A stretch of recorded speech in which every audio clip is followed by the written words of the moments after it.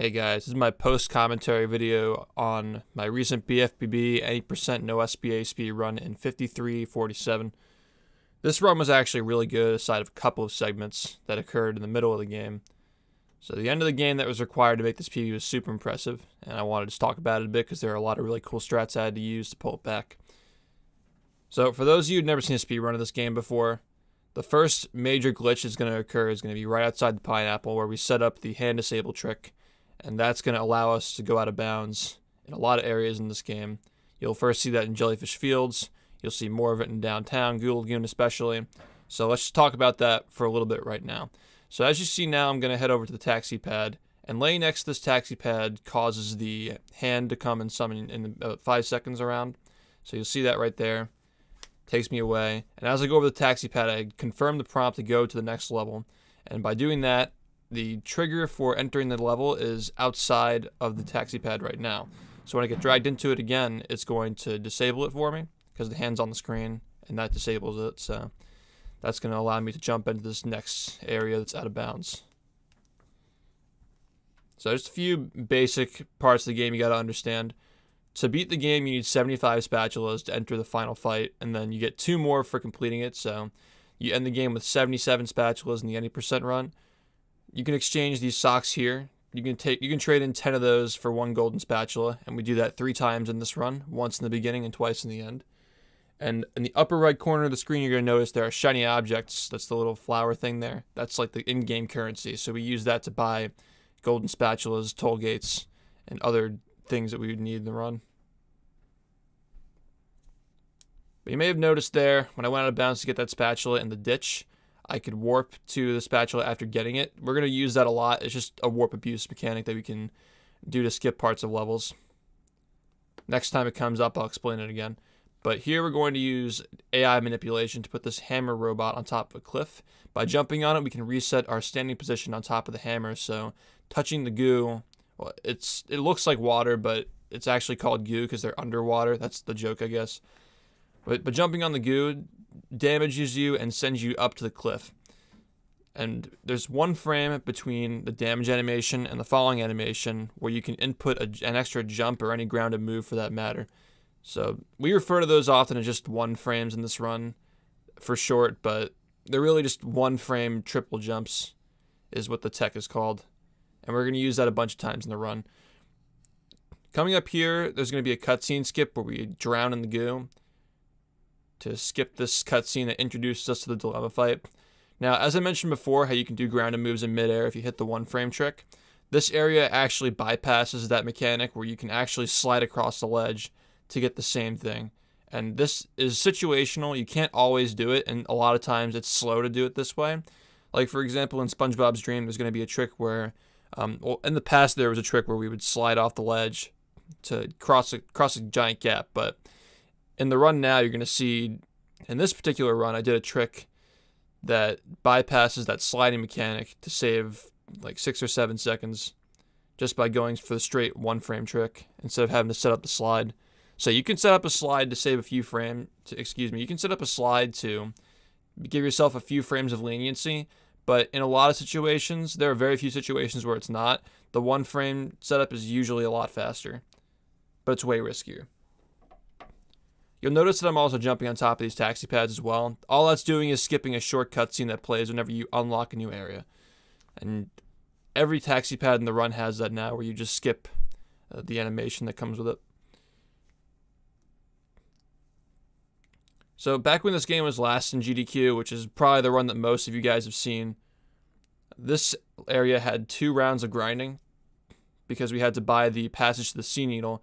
But since then, a needleless route has come around where we actually don't do the sea needle, and instead we add 2 spatulas from Sand Mountain and 1 spatula in Dutchman's Graveyard. And those tricks are super crazy, and you'll see them come around later.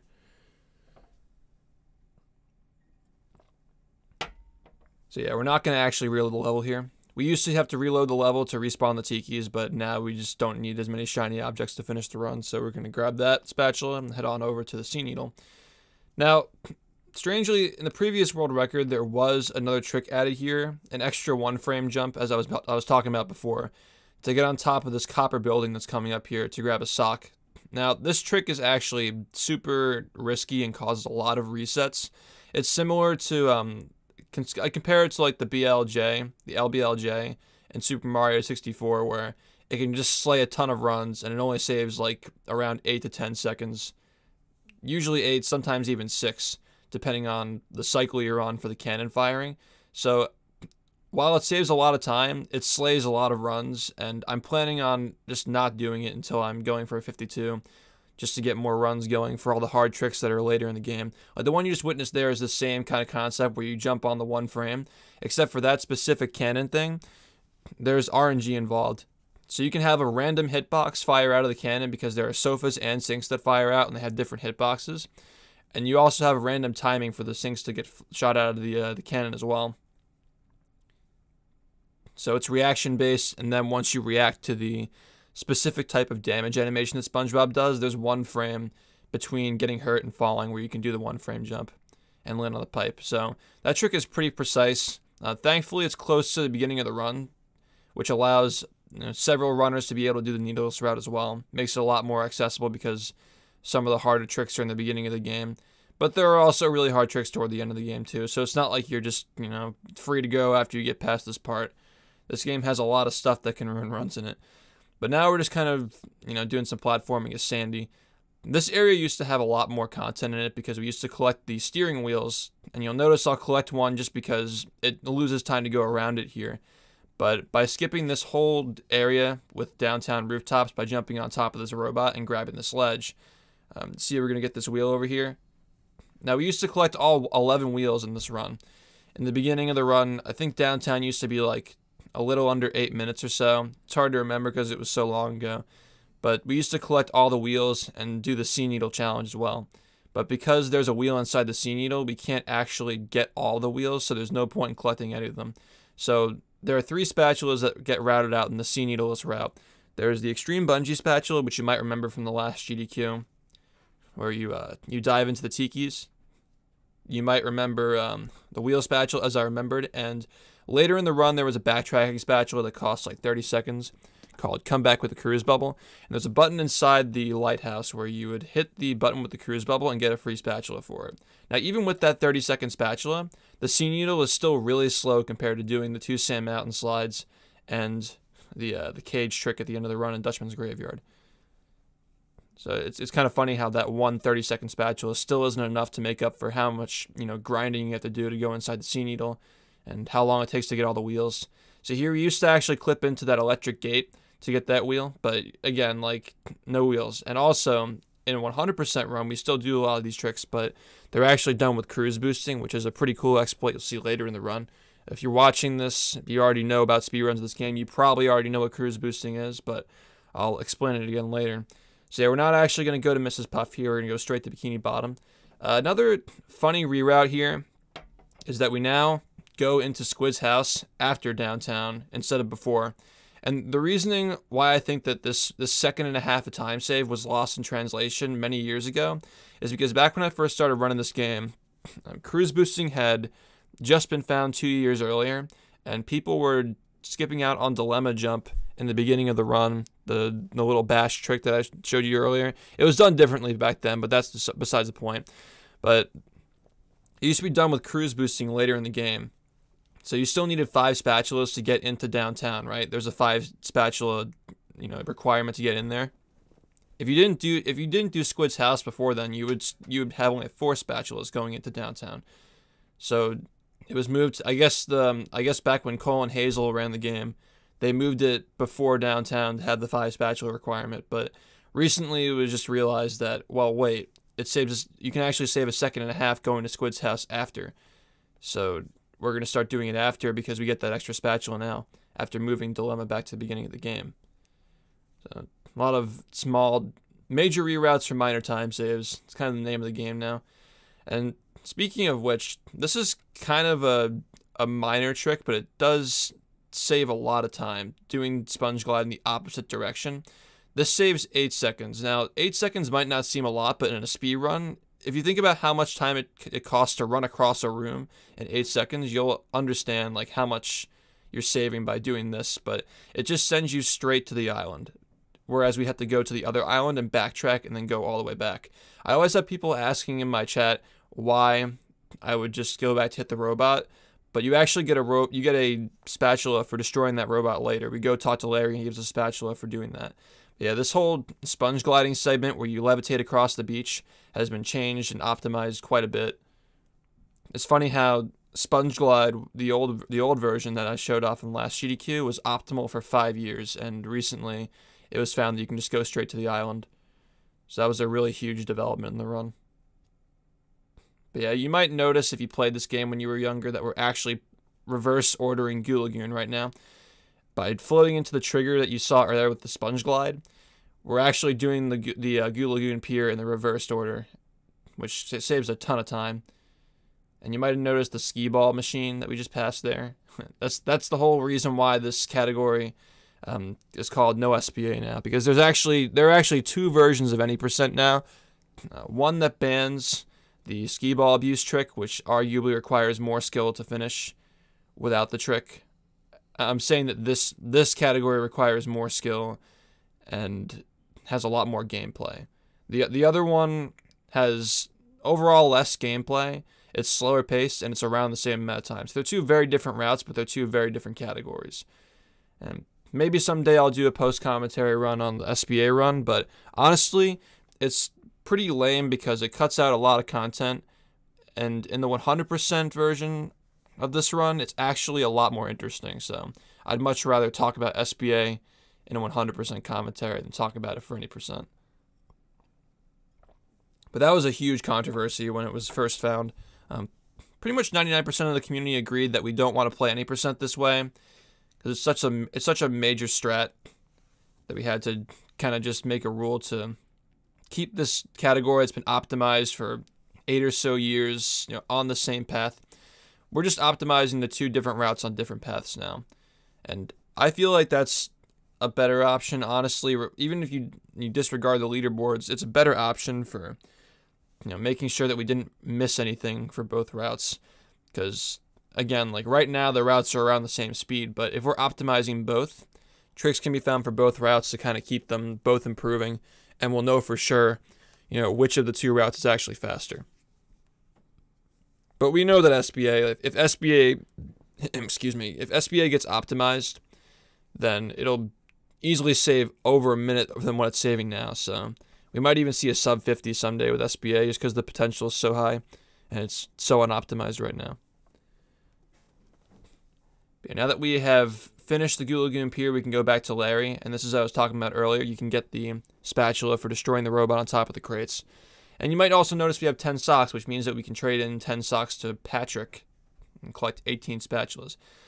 Now, the reason why we do this here is because trading in these socks before Industrial Park requires an extra loading screen to backtrack to Patrick and then go to the Industrial Park. So it's faster to have 10 socks ready before you go to this part because you have to warp to this area anyway to enter the Poseidon. And this fight is around 3 minutes of AI manipulation. It's super consistent, which for a lot of people makes it one of the less interesting parts of the run. Probably a good part to read donations in a marathon, if I do say so myself. But what I'm doing here is I'm luring Robo Sandy to stand around this circle in the center of the stage. And by approaching her in the center of the stage, it causes her to jump at me faster. So normally, in the other phases, you'll notice that she has a little bit of downtime before she jumps at you. But by approaching her in this phase, she'll jump early. Now going on to the second phase, this is a little bit different, where you have to lure her into the side of the stage to do the clothesline move. So by putting her right next to the trigger where the clothesline move is activated, you can save all the time it takes for her to run across the stage and touch the, I guess the clotheslines, the rubber lines across the stage. Okay, we skipped the cutscene earlier. That scoreboard falls from the sky, falls from the ceiling, and it causes the electricity from breaking. So the objective here is to knock her head off 3 times and throw it into the electricity and shock her. So that's the second phase of the fight. Now a lot of people ask if they think there'll ever be a boss fight skip for this someday. And, you know, funny enough, like, there are other boss fight skips where there are invisible triggers and touching them ends the fight. They're like, you know, dev-made debugging tools for testing the post-fight stuff, I suppose. But strangely, I actually got to talk to one of the developers about this who reached out after my last GDQ run a couple of years ago. And he said to me that several different people were working on different parts of this game at different times. And it just so happens that the person who worked on this fight and the RoboPatrick fight are the same person. A different person than the person who programmed the other fights in the game that have skips. So that explains why this and RoboPatrick are different, but, well, they're different in that they can't be skipped in the conventional way that other boss fights are skipped. But the technical reasoning for it is that there's a timer outside of the stage that's inactive. And when you activate the timer through, I guess, like the debug menu or whatever they use to test this game, the timer takes down 1 health per second. So I guess that was their way of, you know, fast killing the robot to test stuff before, I guess, like, the other guys came in and they used the trigger method instead. So yeah, the only way of skipping this boss fight would really be to, like, I guess use, like, arbitrary code to cause that timer to activate. Which probably just won't happen. There are other boss fights. There are actually other categories where you don't play these boss fights, because the tech available in the category allows you to skip them. But there's this whole thing about how skipping this boss fight would create a paradox where you can't even clip onto the stage or even finish with the powers by doing that. And what I mean by powers is now that I've defeated this robot, you'll see that after this cutscene activates, I now have the bubble bowl move. So I'm going to use it right now. It's a little projectile bowling shot. We use it next to these gates, you'll notice, to save frames walking into them, because it gives you a little bit of a speed boost. If you bowl into a door, you can save a little bit of time each time by accelerating into the loading zone. I shouldn't say loading zone, because this game has pretty much 99% of areas in this game are loaded through text boxes that you activate. There are some areas with loading zones, like earlier you saw the Goo Lagoon Pier, where you float into it. That was a loading zone. But again, the reason why this category or this game in general doesn't have a skip where you can just, you know, clip through the chum bucket door into a loading zone is because there's no loading zone back there. If there were, there actually is a way to clip into the final boss fight, but you can't. It doesn't do anything because there's no loading zone back there, because the spatula count does not. It prevents you from getting into the fight because the dialogue that lets you enter the fight does not appear until you get 75 spatulas. What you saw there was another one of those one-frame jumps I was talking about. It's used a lot in this run, especially in the world record. It's used many, many times to save even margins of like 7 or 6 seconds each time, really. They seem like small time saves, but for a game this optimized, they're really huge. But all I did there was I stood the proper distance away from the Thunder Tiki that explodes, and you can do a one-frame jump off of the damage animation to jump over the chum bucket. So now we've actually skipped the second boss fight, the RoboPatrick boss fight, and gone to the third hub world. So this is just a strat that we just refer to sometimes as either Industrial Park skip or third hub early, like third area early or whatever. That was really good RNG down there. Sometimes all the robots spawn in the same spot, so when you jump down, you can hit them all. But yeah, this is actually the third hub area. So after you're completing each major boss fight, except for the final boss fight, you unlock a new area of the hub. So beating Robo-Sandy gives you the second area, and beating RoboPatrick gives you the third area. But you can actually jump over the boundaries in this speed run, at least in this category, to skip to this area, the third area.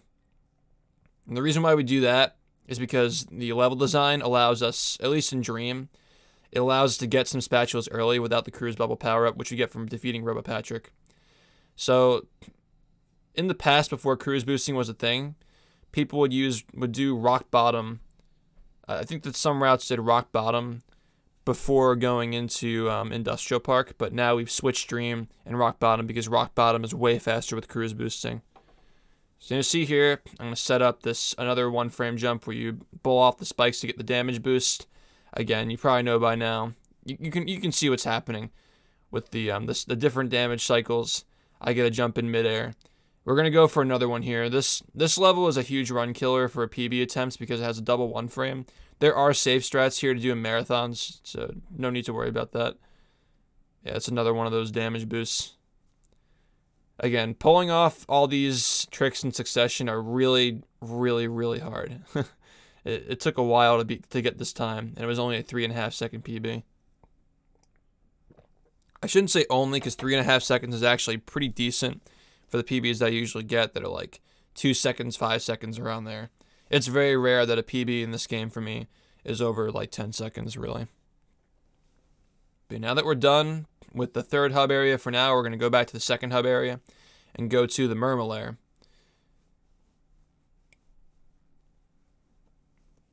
And again, this area has another one of those one frame jumps, but it's only a 2 second time loss if you miss it, which is kind of a big deal for pacing, but in a marathon, it's really not. Yeah, there's the one frame jump there. Another thing that I forgot to mention that's probably important is that this game runs at a frame rate of 60 frames per second.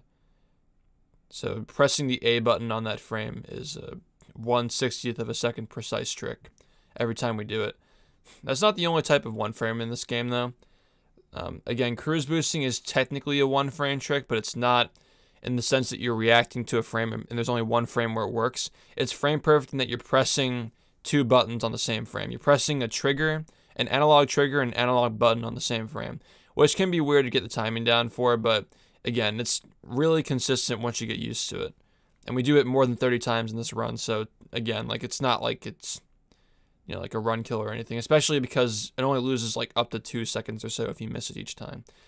Another type of one frame that's relatively new being used in this run is a spatula grab one frame, and there are 2 types of those. There's one type of one frame with the spatula grabs where you can enter an area and collect the spatula at the same time. If you press the, I was talking about how there aren't a lot of loading zones in this game.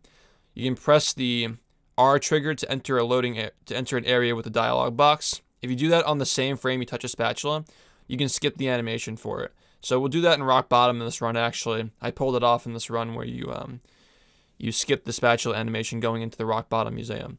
And there's another spatula animation skip later. Well, not a skip, but there's a text skill on it, where in the kelp forest, I attempted it in this run, but I actually failed it.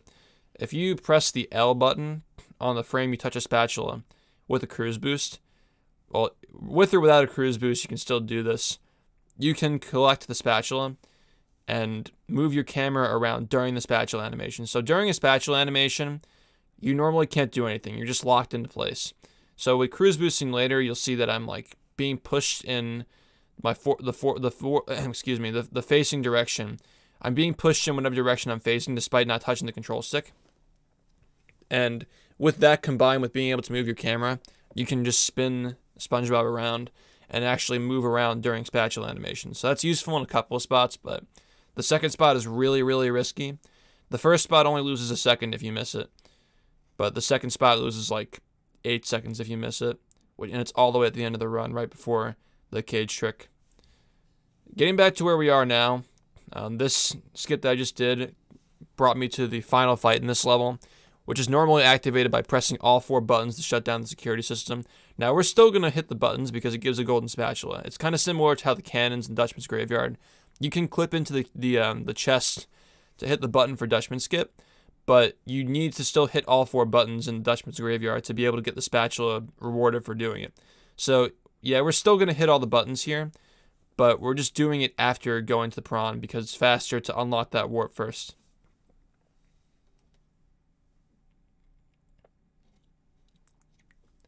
Yeah, so that's another button over there.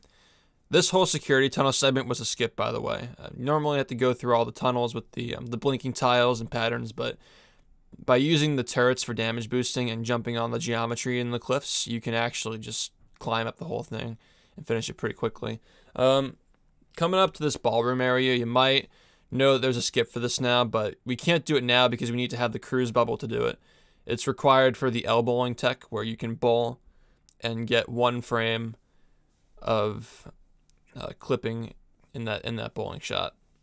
So there's 1 frame where the game doesn't check your collision detection. It doesn't detect your collision for one single frame when you press the bubble bowl and cruise bubble on the same frame.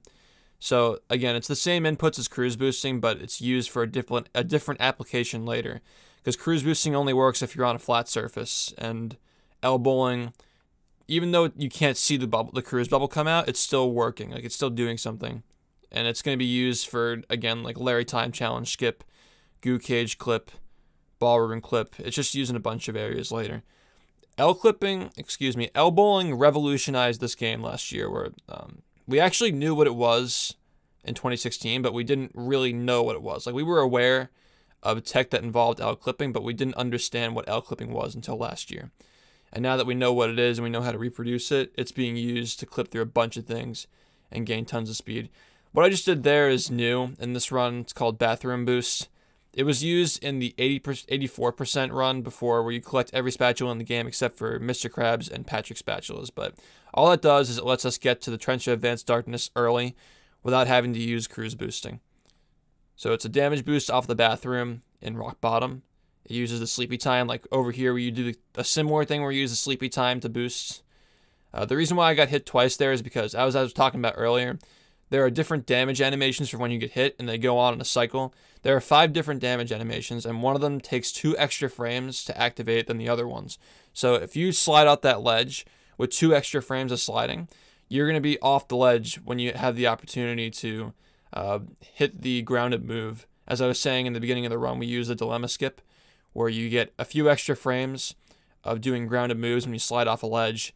That's used there as well, but again, as I was talking about, if you have 2 extra frames of sliding, it messes up the positioning, so you don't get the correct slide off, and you can't get the trick. Well, in that situation, in that particular trick, you can get it, but it makes it way less consistent. So it's kind of a safe strat to get hit by that robot twice to put myself on a different cycle. So what I just did there is I hit the Sandman a few frames after landing on the ice. That just caused me to slide more toward the Guppy Mound area during the cutscene. Save some time. That strat actually involves some RNG because the kids can be walking around in different spots on the ice. So you may have noticed like the path that I took on that ice patch was a little bit crooked. It's because I was avoiding the kid in the hat who was standing in my way. Because if you slide into it, you just stop moving. Now, on the other hand, if you go through this billboard, you just go right through it. And the same thing with this here too. You can just clip through all these objects here because they don't have detection.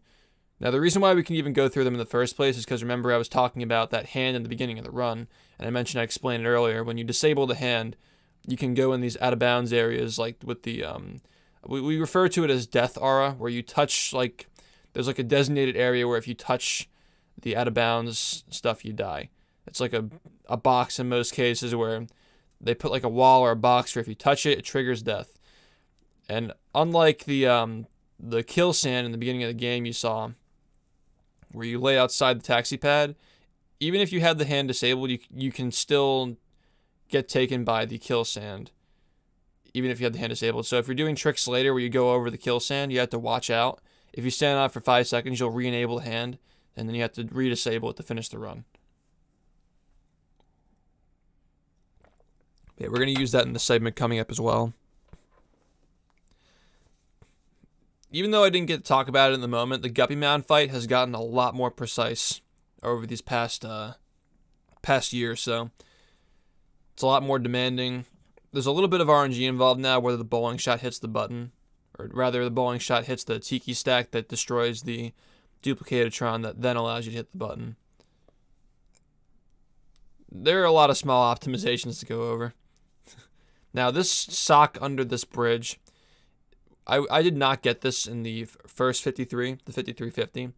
That sock is not new to the route either. But the reason why I'm getting it is because, again, like I mentioned in the beginning of the run with Downtown, I opted out of that extra one frame jump to avoid having to do an extra one frame to get the run started. And that one frame jump can be a little bit laggy too, and it's right before a one frame that's also dependent on RNG. So just not having to do back-to-back one frames at that point in the run makes it a lot more consistent to get runs started. But the reason why we had to get that sock under the bridge is to make up for the one that we missed earlier. And again, jumping into that ditch like you saw there, that did 2 things for us. One, it got the spatula without having to pay for the clam. There's a clam on top of that cliff where if you pay shiny objects to it, then you unlock the bungee hook and you can jump on the bungee like you saw earlier in Goo Lagoon. And you can then like use that to get the spatula. But much like the cow bungee strat in the beginning of Jellyfish Fields where you jump into the ditch and get the spatula and drown, we use that to get the spatula early. And we also unlock a warp too. So you'll see after Industrial Park, we're gonna immediately go back to Sand Mountain and use the warp that we unlocked from getting that spatula out of bounds. So now we're in Robo Patrick fight. The first phase of this is pretty slow, but it only lasts for around a minute, so it's not that bad. But all I'm doing here is I'm just waiting for him to... I'm just kind of waiting for him to stop moving after 10 seconds of spinning to hit him with the bowling shot. The reason why I'm jumping into the goo and hurting myself, by the way, is to practice the one-frame jumps I was talking about earlier. I usually just do it to keep myself warm, because there are a lot of really big run killers immediately after this segment. And in Sand Mountain, Dream 2, pretty much every segment except for Goo Lagoon 2 and Jellyfish 2 from here on has run killers in it. A lot of really hard segments, so I usually just, like when I'm doing PB attempts, I just practice the one-frame jumps on top of that platform, just to keep them warm in case I have to reset and go again. It's true though, this game's brutal. Phase 2 is a little bit more interesting. It's more nuanced than it is like outwardly like, wow, this is crazy stuff, but the nuances in this level are pretty cool. You have pretty much the stage is split into two parts. There's the front half and the back half. Now, the benefit of him landing in the back half is that you see how he runs over to this lever. If he lands in the front half, he has to run to the lever and then turn around to get to the part where he has to pull down the thing. And you pretty much want to hit him as fast as possible and get him to grab the lever as fast as possible. So if you get him to do this all as quickly as possible, optimally, he'll land like just barely in the second half of the level. See how here he lands like under it. He's still gonna turn around, but now he has to turn around twice. So that was pretty, that was suboptimal right there. In a really good segment, you would want him to, you would want him to land a little bit farther back, so you just turn around and instantly grab it. And the reason why I'm swinging on this thing now here, doing this tech called swing stalling, you may have noticed it in Sand Mountain 2, but, well, as in Sand Mountain earlier, because Sand Mountain 2 hasn't happened yet, to differentiate between the two. But the swing stalling is dropping the boxes, and it's also keeping me above the goo. And if you get hit by the goo, the whole segment, the whole hit cycle restarts, so you gotta redo the entire hit.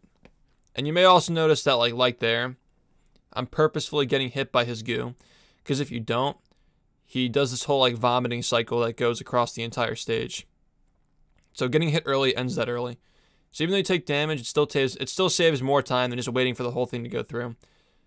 You may have noticed that I ran to a very specific spot on the platform to get ready for that spin. That's just an AI manipulation.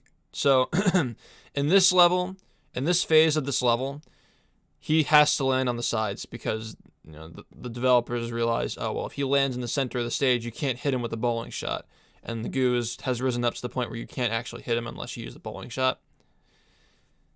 So unlike the other phases where he just stops moving after 10 seconds, this has a timer that counts to 10 seconds, and then after that, he'll land wherever he lands on one of the triggers on the side of the stage.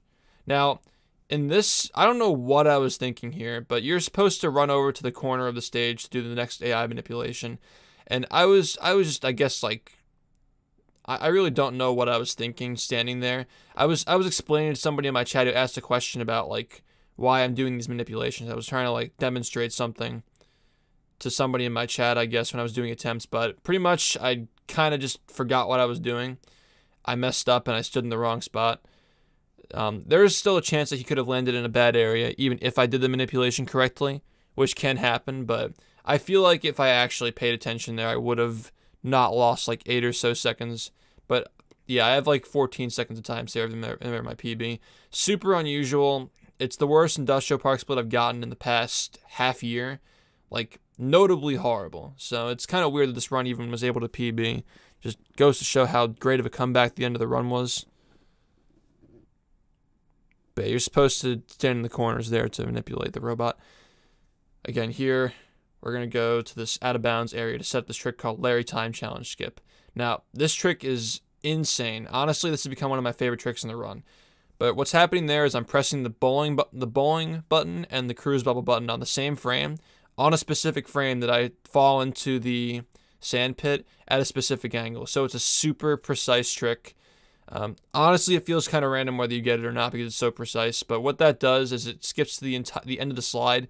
It's shaped like a U, so you can just cut from the top. Imagine like the top of the U where like you start writing it. Imagine you're drawing a U with a pencil, right? A U shape.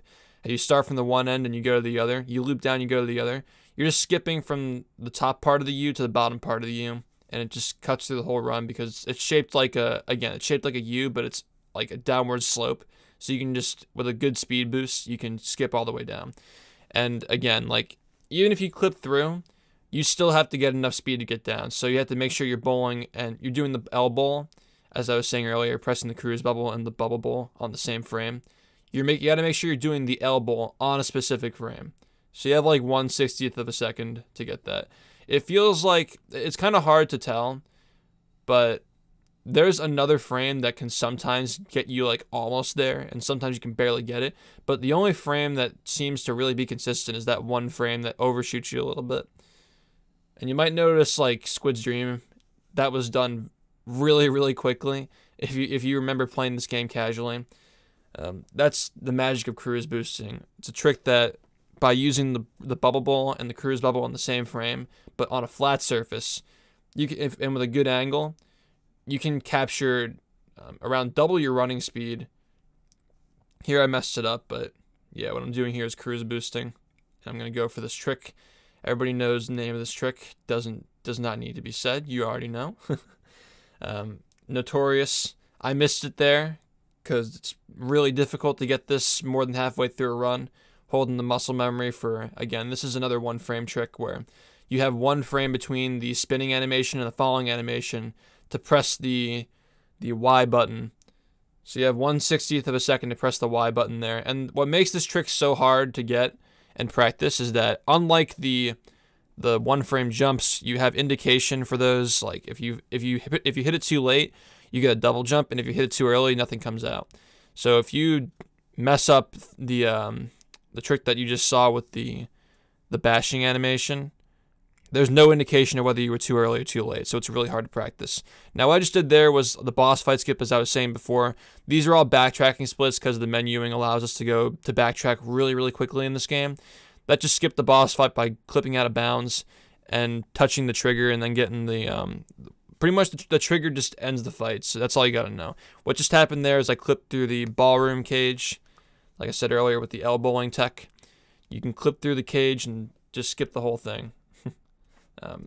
Here I was having a little bit of trouble cruise boosting. Again, it's kind of hard to explain everything in this game in one shot. There's a lot to talk about. It's a super deep and optimized game, and there's just...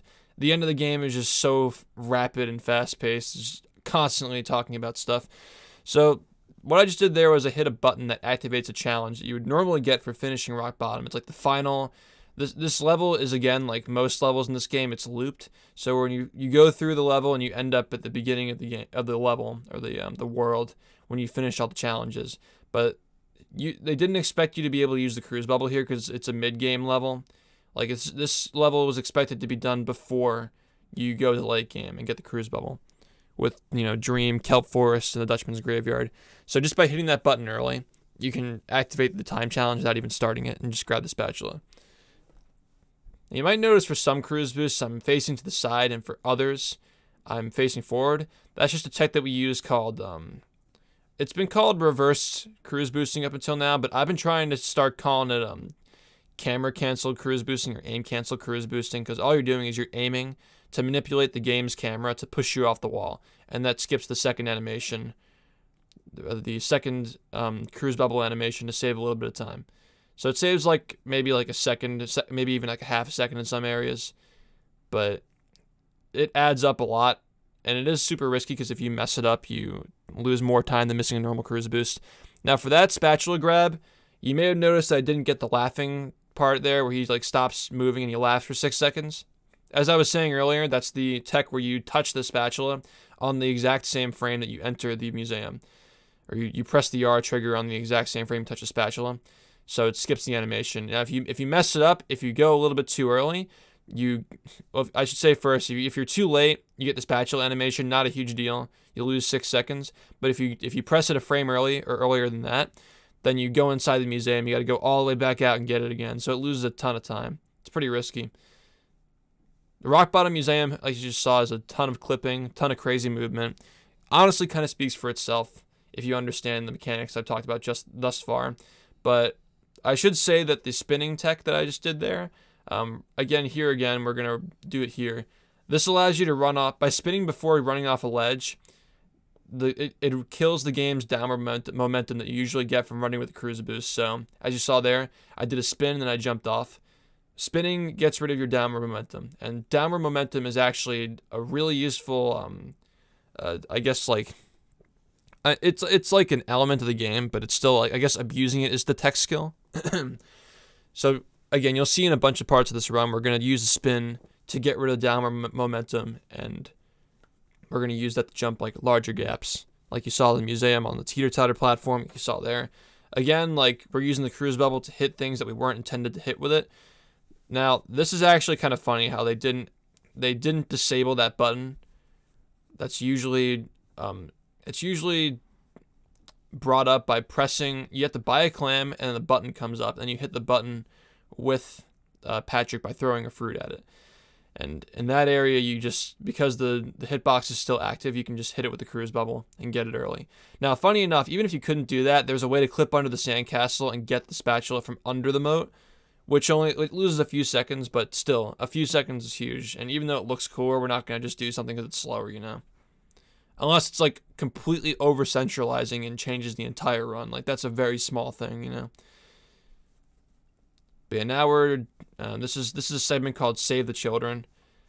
And again, if you hit that cruise boost first try, you make the fastest cycle, usually, depending on whether you get good luck. Up until now, it's consistent, but this final kid here, this balloon kid, is on a slower cycle here, where you gotta wait a little bit. See how I paced myself to hit him on the opposite end.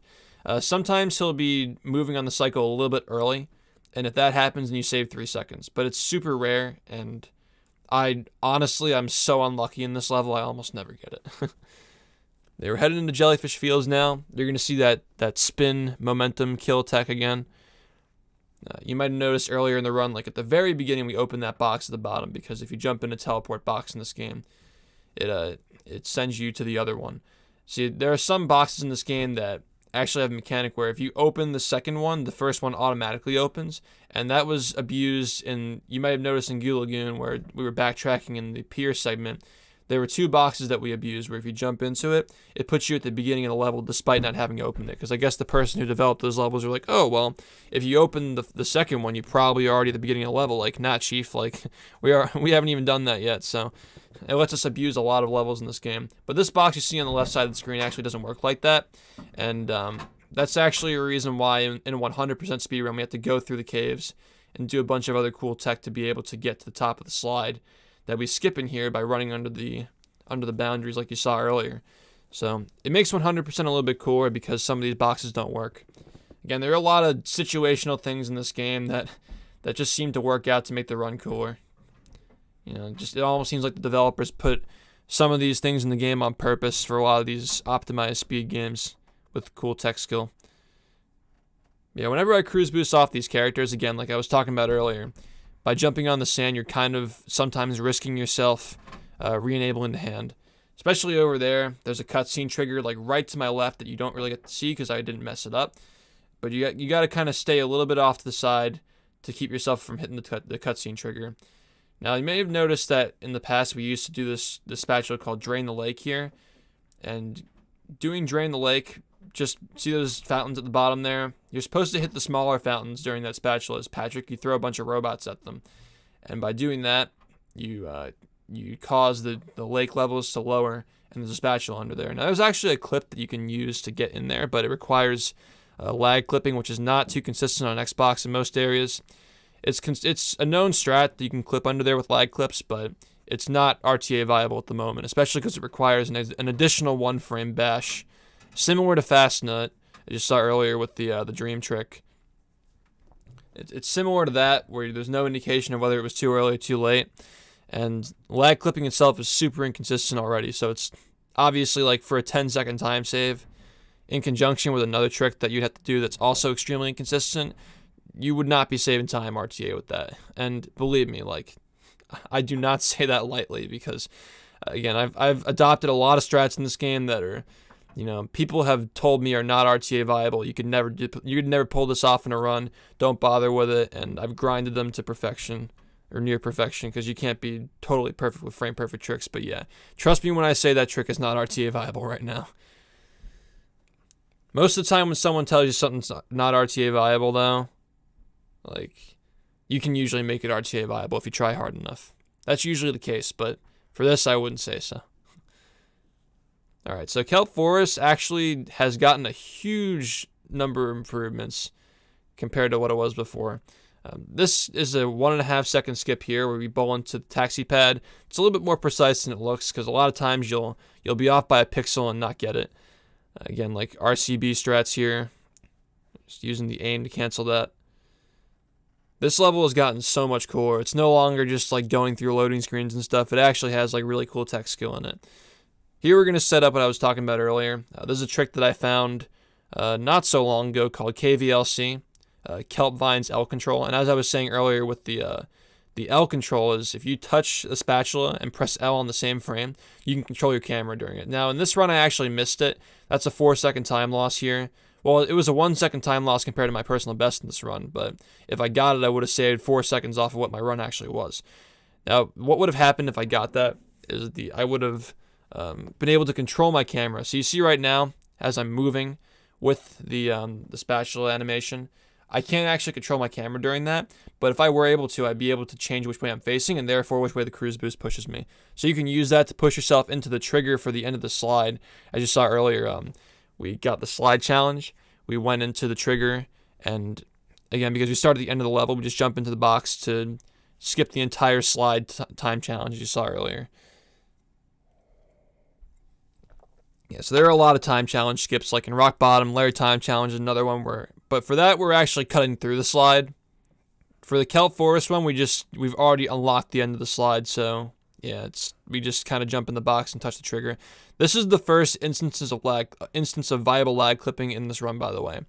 So what may appear as pause buffering, and again, what I just did there was a 1-frame trick where there's 1 frame between dying and respawning, where if you hold the L button, you can make a cruise bubble come out, and by holding the cruise bubble, you cancel the spatula animation. So that saves like around 5 seconds. Now, normally it would save 6 seconds to cancel an animation for a spatula, but it only saves 5 because it takes around a second for the cruise bubble to come out after canceling it. So as I was saying earlier with lag clips, lag clipping is kind of a newer tech in this game.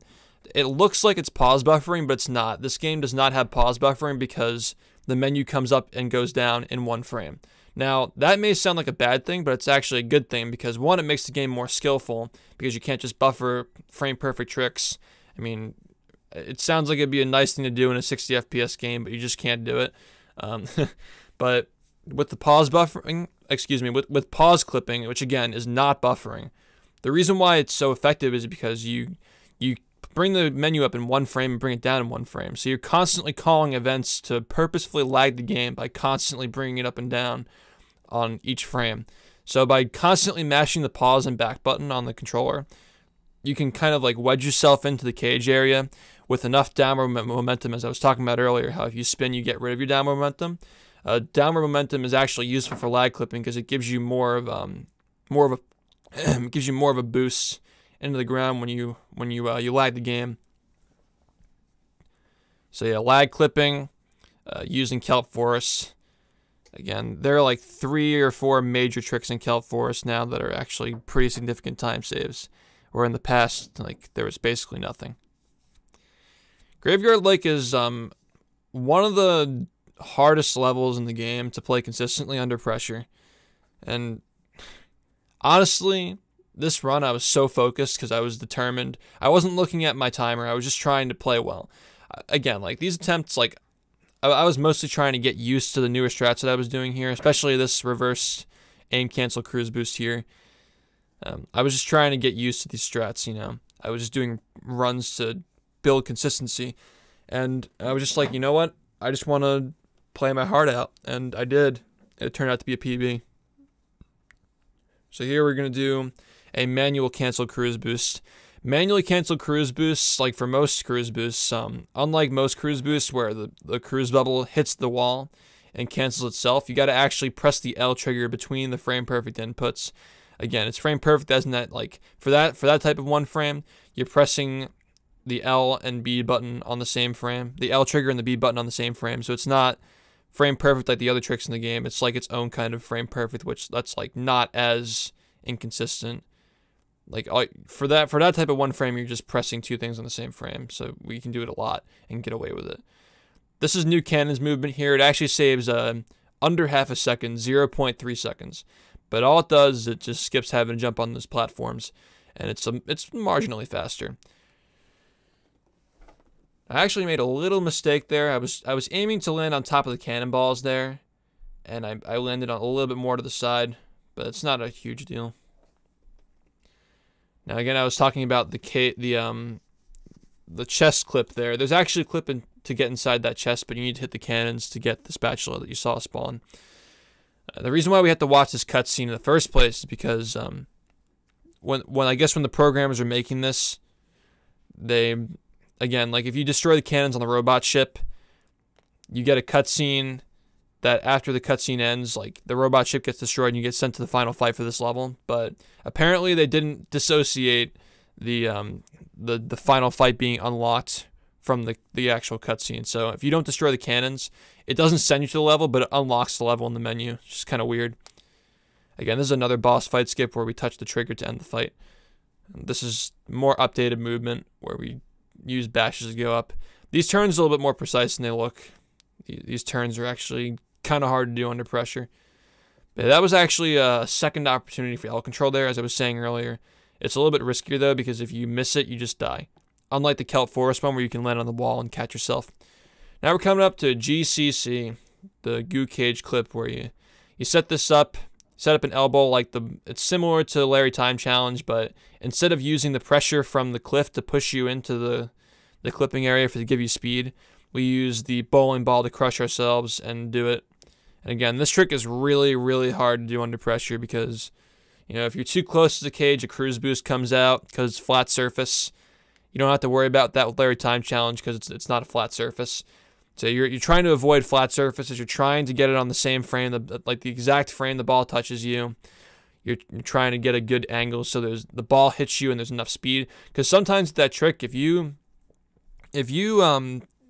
put the ball in the wrong spot, even if you get it on the right frame, you don't get enough speed to clip through. Because all you're doing is you're giving yourself enough speed for one frame to push you through on the one frame you have of intangibility. Yeah. Again, like even the Chum Bucket Kitchen has like a cutscene skip now. It's so many optimizations. Like again, like this is a classic trick here where you skip the final fight by touching the trigger. I think most people know about that trick. Even like people who just kind of follow the game casually know what that is. But this is a really big optimization here called brain surgery. Now, if you bounce right on the edge of that platform with a really fast cruise boost, you can land on the side of that TV screen thingy on the brain. You can do a little bit of an L jump there. Again, L jump is similar to L bowling and cruise boosting, where you press the bubble bowl and cruise bubble on the same frame. And if you do that, you get one frame where you can jump through with intangibility. So you can just like kind of clip through anything for one frame. And again, all these clips and all of these movements here, hit that final fuse and it's time. Run over. 53:47. Again, this run is obviously improvable because I missed a couple of big tricks in this. But the rest of the run was super solid, and honestly, I'm pretty happy with it, but obviously I'm not satisfied. I'm never satisfied with my runs. I always want to improve them. I want to set up a raw gameplay feed in the future, like a second PC for recording or something like that, or a second recording track to record my runs, my local runs, to locally record my runs without having to have the notifications on screen and stuff. So, yeah, so I can do more commentary like this because this was fun. Again, I think this run or the 5350 were both worthy of commentary, but I figured I would just go with this one because it's newer and it has newer strats. Even though the 5350 was, it did some slower strats and it was better executed. This one was a little bit faster and had some newer stuff in it. So thought it'd be appropriate to do that. Anyway, thanks for watching this, guys, by the way. Watch out for my 100% run commentary that I'll probably be uploading soon. That's going to have the SBA trick, the infamous SBA trick.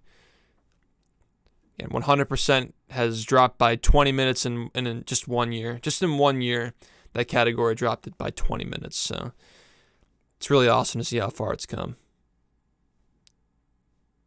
Yeah, thanks for watching this, and see you guys next time.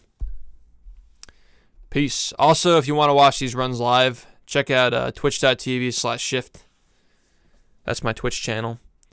You can go watch these live there. You can see historic runs like this happen right before your eyes. See the chat there? That's like my chat talking about stuff. So anyway, I'll see you guys later. Peace.